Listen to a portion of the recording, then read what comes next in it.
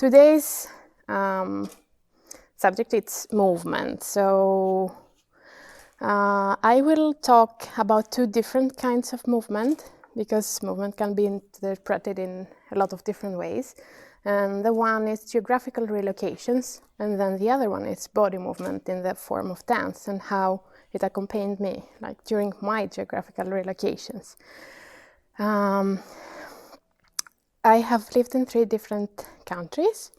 I'm originally from Greece, and I was living there for like most of my life.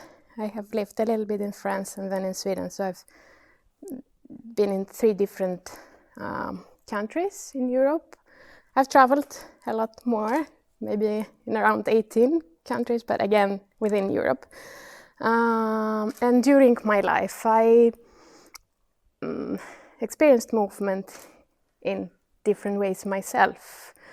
I mean, even during my studying years in architecture, I learned about different kinds of movement, modern movement or Baroque movement, or a ton of other kinds of movements.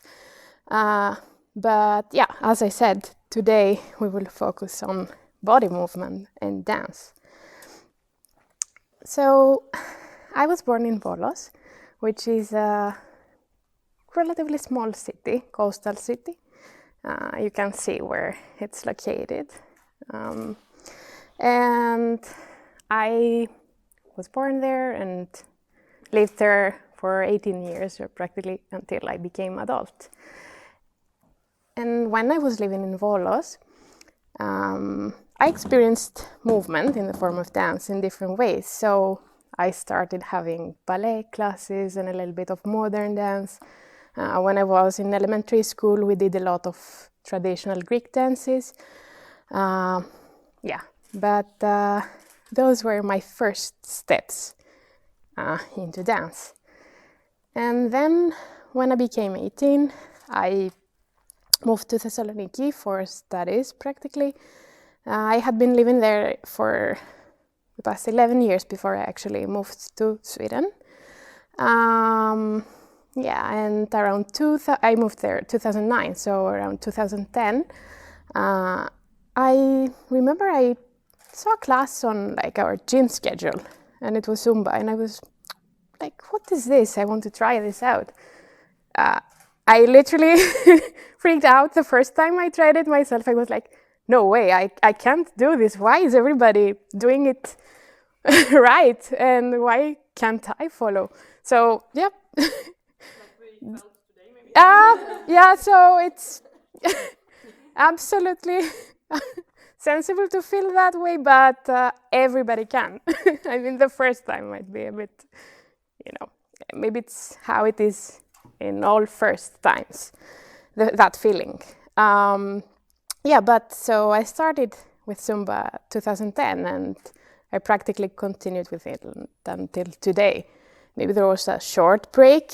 You will see why, but it was maybe for 6 months or so.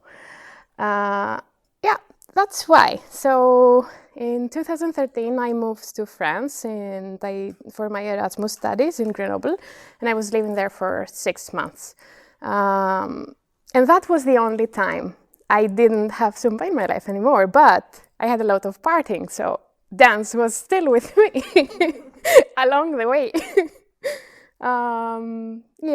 So after that I moved back to Greece and lived there until I eventually moved to Sweden. So I moved here in August 2020. Zumba was again in my life, but the difference now was that last summer I decided, actually a friend motivated me, but I decided to become an instructor myself after having trained it for like 10, 12 years. So I said, okay, maybe it's the right time now. Why not? I can try it out. So in summer I became instructor, and I started like teaching classes in October. So it's not that long, my journey as an instructor. It's been about 6 months. But I really enjoy it. It's really fun, like from both sides, to see it from both sides, both as an instructor and both as a student myself. It's quite different the feeling, because as an instructor you try to motivate people and pass that joy on, and it's really inspiring, to be honest. And I hope you felt a little bit of joy and excitement with me today. Yeah, and here in Sweden, I also tried different kinds of dance. So I was always saying how much I want to try out like salsa and bachata. I never did it until I moved here. So last year, those dances joined, they got into my life as well. And with the motivation of Anastasia, I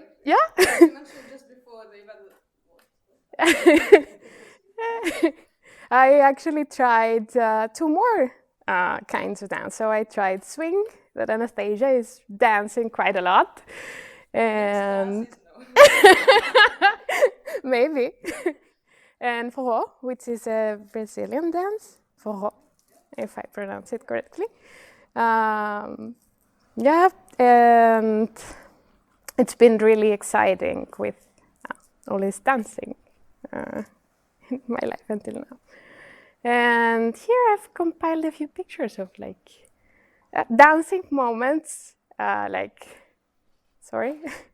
starting with ballet.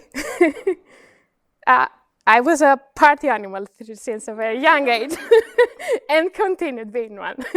And then we have some Zumba, more informal and a bit more formal, and fests and bachata, and yeah, a lot of dancing. And I forgot to mention, I don't consider myself a professional dancer. I'm not a professional dancer.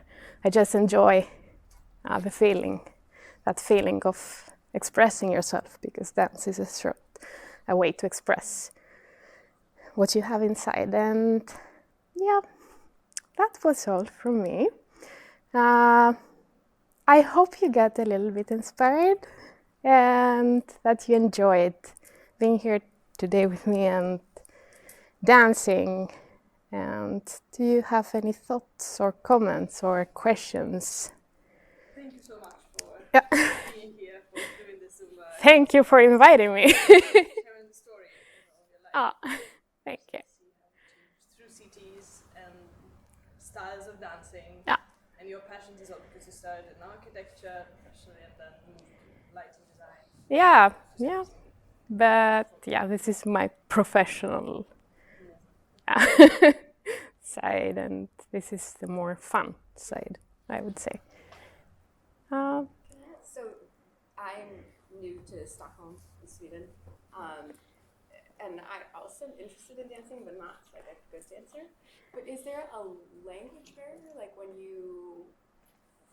I don't know, I guess that's kind of my hesitation in trying some things here. So, for example, like with swing or the other dances that you've been studying here.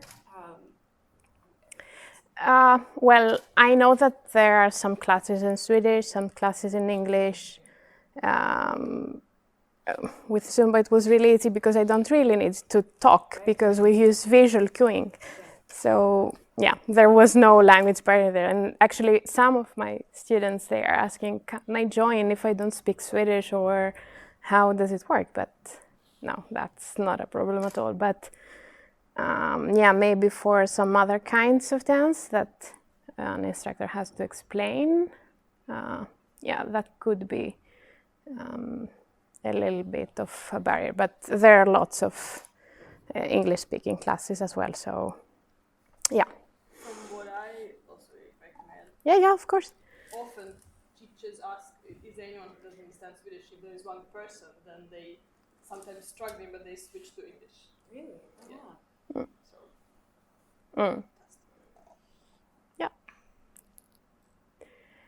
Yeah.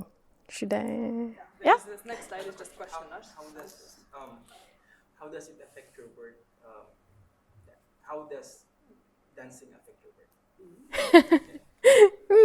I hadn't really thought about it, actually. Yeah, because it's not exactly dance that I used to integrate in my project, but movement in general, yeah, that's a thing. For example, when we were studying lighting design together with Anastasia for my thesis, I did have movement integrated in the lighting fixture I designed for babies. So yeah, movement was also there in the kind of rotation, which rotation can be found in dance as well. But yeah, maybe I haven't transferred it like to the literal form into my work. Not yet, at least. But that could be a thing, maybe for the future, to take with me.